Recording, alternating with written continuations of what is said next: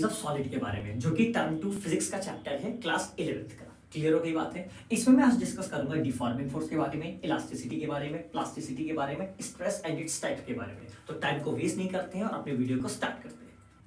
आइए देखते हैं डिफॉर्मिंग फोर्स क्या होती है। डिफॉर्मिंग फोर्स नाम से ही हमें समझ में आ रहा है एक ऐसी चीज जो किसी भी बॉडी में डिफॉर्मेशन को लाती है। डिफॉर्मेशन मतलब होता है बच्चों चेंजमेंट। अपनी बात को इसको कॉपी में नोट कर लेना। डिफॉर्मेशन मतलब होता है चेंजमेंट। एग्जांपल के तौर पर ये एक बैलून है। इस बैलून पर मैंने क्या किया, एक एक्सटर्नल फोर्स लगाई। जैसे ही मैं एक्सटर्नल फोर्स लगाऊंगा तो मैं देख रहा हूं बैलून का शेप और साइज क्या हो गया, चेंज हो गया। बेटा क्या चेंज हो गया, शेप और साइज। इसी तरीके की फोर्स को हम कहते हैं डिफॉर्मिंग फोर्स। सारी चीजें कॉपी में मेंशन कर लो। मैं अपनी बात को फिर से रिपीट कर दे रहा हूं। जैसे हम किसी बॉडी पे फोर्स लगाते हैं और बॉडी का शेप और साइज चेंज हो जाता है, इस तरीके की फोर्स को हम कहते हैं डिफॉर्मिंग फोर्स। इससे पहले मैंने आपको डिफॉर्मिंग फोर्स एग्जांपल के थ्रू समझाया। अब मैं आपको डिफॉर्मिंग फोर्स जो समझाऊंगा डेफिनेशन के थ्रू समझाऊंगा, क्योंकि एग्जामिनेशन पॉइंट ऑफ व्यू से इंपॉर्टेंट है। क्योंकि एग्जामिनेशन पॉइंट ऑफ व्यू में डायग्राम तो बनाना ही होगा और उसको एक्सप्लेन भी करना होगा। क्या लिखोगे बच्चों, ये एक फोर्स होती है जो चेंज करती है। क्या चेंज करती है, किसी भी बॉडी का शेप, किसी भी बॉडी का साइज या किसी भी बॉडी का वॉल्यूम। या अब इतने सारे शब्द लिखने से अच्छा सीधे सीधे बोल दो ना डायमेंशन। अब आपका एक स्टैंडर्ड है। अब आप 9th क्लास में नहीं है, अब आप क्लास 11th में। तो क्लास 11th में बच्चों के तरीके नहीं बोलेंगे शेप साइज वॉल्यूम, सीधे कहिए डायमेंशन चेंज हो जाती है। एक ऐसी फोर्स जो किसी भी बॉडी के डायमेंशन को चेंज कर दे, बच्चों उसको क्या कहते हैं, डिफॉर्मिंग फोर्स कहते हैं। आइए स्टार्ट करते हैं इलास्टिसिटी के बारे में। इलास्टिसिटी के लिए सबसे डेफिनेशन लिखने से पहले मैं आपको कुछ डायग्रामेटिक रिप्रेजेंटेशन दिखाना चाहता हूं। ये एक बैलून है, ये भी एक बैलून है और ये भी एक बैलून है। ये बैलून पर पहले कोई फोर्स नहीं लग रही थी, फिर इस पे हमने बच्चों क्या लगाई, डिफॉर्मिंग फोर्स लगाई। जैसे ही बच्चे डिफॉर्मिंग फोर्स लगाओगे तो बैलून का शेप क्या हो जाएगा, चेंज हो जाएगा। बैलून थोड़ा सा कंप्रेस हो जाएगा।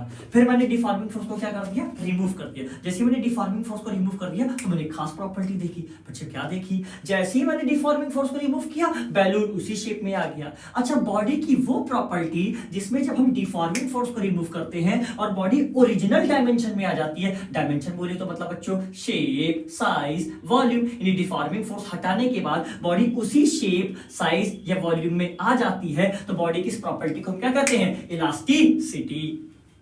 जो चीज इससे पहले मैंने आपको डायग्रामेटिक रिप्रेजेंटेशन में दिखाई, अब मैं आपको डेफिनेशन के तौर पे लिखूंगा, क्योंकि पेपर में डेफिनेशन लिखनी होती है। चलिए, व्हेन डिफॉर्मिंग फोर्स रिमूव्ड, जब आप किसी भी बॉडी से डिफॉर्मिंग फोर्स को रिमूव कर देंगे तो body regain its original. Body regain कर लेगी। रिगेन मतलब उसी में आ जाएगी। किस में आ जाएगी, जिस शेप में वो पहले थी, जिस साइज में वो पहले थी या जिस वॉल्यूम में वो पहले थी। अब बेटा बड़े हो गए तो शेप साइज और वॉल्यूम की जगह आप एक स्टैंडर्ड वर्ड यूज करते हैं, जिसको हम क्या कह सकते हैं, डायमेंशन। मतलब कि डिफॉर्मिंग फोर्स को हटा दिया जाए और बॉडी ओरिजिनल डायमेंशन में आ जाती है तो बॉडी की इस प्रॉपर्टी को हम क्या कहते हैं, इलास्टिसिटी।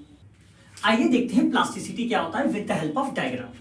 एक थ्रेड दे रखा हुआ है या वायर भी कह सकते हैं। इस वायर पे अभी कोई भी एक्सटर्नल फोर्स नहीं लग रही थी। अब मैंने क्या किया, एक एक्सटर्नल फोर्स लगाई। जैसे ही मैंने इस पे एक्सटर्नल फोर्स लगाई तो बच्चों मैंने क्या देखा, जो एल था वो खिंच गया। कितना खिंच गया, डेल्टा एल।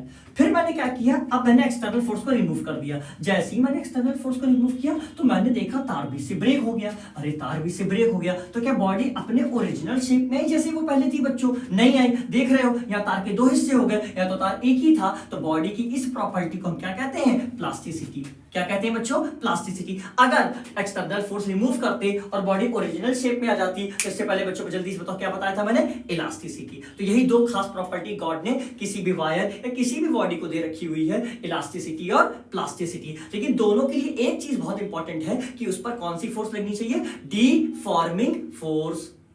आइए अब हम स्ट्रेस के बारे में पढ़ते हैं। स्ट्रेस की डेफिनेशन लिखने से पहले हमें पता होना चाहिए स्ट्रेस क्या होता है। एग्जांपल के तौर पे मैंने एक शीट ऑफ पेपर लिया। बेटा इस शीट ऑफ पेपर का टोटल एरिया कितना दे रखा हुआ है, 4 मीटर स्क्वायर। कितना दे रखा है बच्चों, 4 मीटर स्क्वायर।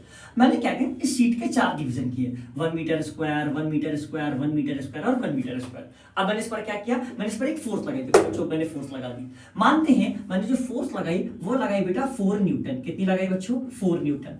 तो फोर्स में लगा रहा हूं 4 न्यूटन और कितने एरिया पे लगा रहा हूं, 4 मीटर स्क्वायर। तो बच्चों जल्दी से मुझे बताओ 1 मीटर स्क्वायर को कितनी फोर्स मिलेगी। सर ये तो सिंपल सी बात है, अगर 4 मीटर स्क्वायर है आप 4 न्यूटन लगा रहे हैं तो इसको भी मिलेगी 1 न्यूटन, इसको भी मिलेगी 1 न्यूटन, इसको भी मिलेगी 1 न्यूटन और इसको भी मिलेगी 1 न्यूटन। बच्चे इसी चीज को हम कहते हैं स्ट्रेस। स्ट्रेस मतलब होता है 1 मीटर स्क्वायर को कितनी फोर्स मिल रही है, उसको हम क्या कहते हैं बच्चे, स्ट्रेस कहते हैं। क्या कहते हैं? स्ट्रेस कहते हैं। इसके लिए हमारे पास एक फॉर्मूला है, अगर आपको ऐसे नहीं समझ में आ रहा है तो फॉर्मूले का यूज कर सकते हैं। बच्चों बताओ जल्दी से, हमने फोर्स कितनी लगाई? 4, एरिया कितना दे रखा हुआ है? 4 से 4 काटा, आंसर कितना आ गया? 1। आप इस तरीके से भी कैलकुलेट कर सकते हैं। तो स्ट्रेस का मतलब क्या होता है? स्ट्रेस हमें यह बताने की कोशिश करता है 1 मीटर स्क्वायर पर कितनी फोर्स लग रही है।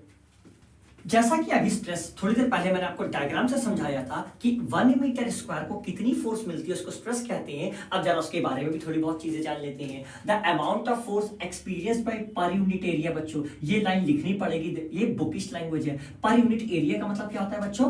1 मीटर स्क्वायर। पहला पॉइंट हो गया। फिर एग्जाम में दूसरा पॉइंट क्या लिखोगे? It is internally in nature. मतलब कोई भी बॉडी है इंटरनली लगाती है, ये एक्सटर्नली नहीं लगाई जाती है। तीसरा पॉइंट, स्ट्रेस का फॉर्मूला क्या होता है बच्चों? Force upon area. Force upon area. बच्चों ऐसा यूनिट क्या होती है? न्यूटन पर मीटर स्क्वायर। क्या होती है बच्चों? न्यूटन पर मीटर स्क्वायर। और लास्ट में बात करते हैं डायमेंशन की। डायमेंशन बहुत इंपॉर्टेंट होता है एग्जामिनेशन पॉइंट ऑफ व्यू से, कंपटीशन पॉइंट ऑफ व्यू से। डायमेंशन बहुत बार पूछा जाता है, जो कि क्या होता है स्ट्रेस का डायमेंशन? m l-1 t-2। और एक बात याद रखना, डायमेंशन लिखते समय स्क्वायर ब्रेसेस का जरूर से जरूर इस्तेमाल करें।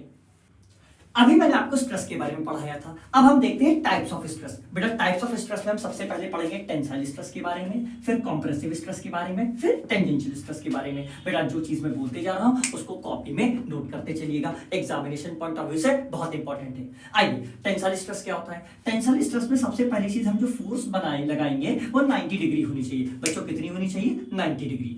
दूसरी चीज, जब भी हम टेंसाइल स्ट्रेस लगाएंगे बॉडी की जो लेंथ होनी चाहिए वो बेटा इंक्रीज होनी चाहिए। ध्यान देना, मोस्ट इंपॉर्टेंट पॉइंट है। यानी जो फोर्स होनी चाहिए वो 90 डिग्री होनी चाहिए और दूसरी चीज जो लेंथ होनी चाहिए वो इंक्रीज होनी चाहिए। अगर ऐसा होता है तो बच्चों को क्या कहलाएगा? Tensile stress. कंप्रेसिव, नाम से ही समझ में आ रहा है कोई चीज कंप्रेस हो जाए। क्लियर है ये बात है? यानी इसमें जब हम फोर्स लगाएंगे वो सरफेस से कितना एंगल बनाना चाहिए? 90 डिग्री बनाना चाहिए, पहला। दूसरा पॉइंट, जो लेंथ होनी चाहिए वो क्या होनी चाहिए? डिक्रीज होनी चाहिए। क्या होनी चाहिए? डिक्रीज। जैसा कि डायग्राम में आप देख रहे होंगे, इस डायग्राम में पहले लेंथ थी L, अब हो गई डेल्टा L। देखो लेंथ बढ़ गई। इस डायग्राम में पहले लेंथ ये थी L, जब हमने ऊपर की तरफ फोर्स लगाया तो डेल्टा L से लेंथ क्या हो गई? रिड्यूस हो गई। आई होप टेंसाइल स्ट्रेस और कंप्रेसिव स्ट्रेस नाम से ही क्लियर हो गया होगा। अब टेंजेंशियल स्ट्रेस के बारे में बात करते हैं। टेंजेंशियल स्ट्रेस भी एक स्ट्रेस होती है, बस में एक ही डिफरेंस होता है, इसमें जो फोर्स लगती है वो सरफेस के पैरेलल लगती है। क्या लगती है बच्चों? सरफेस के पैरेलल। यहां फोर्स कैसी लग रही थी? 90 डिग्री। यहां फोर्स कैसी लग रही थी? 90 डिग्री। इसलिए था टेंसाइल और कंप्रेसिव, लेकिन यहां फोर्स कैसी लग रही है? Parallel. That's why we can say that it is a tangential stress. I hope आपको types of stress, stress, deforming force, elasticity, plasticity इस वीडियो के थ्रू आपको अच्छे तरीके से क्लियर हो गया होगा और उम्मीद करता हूं आपने वीडियो को एंजॉय किया होगा। Thank you and have a nice day.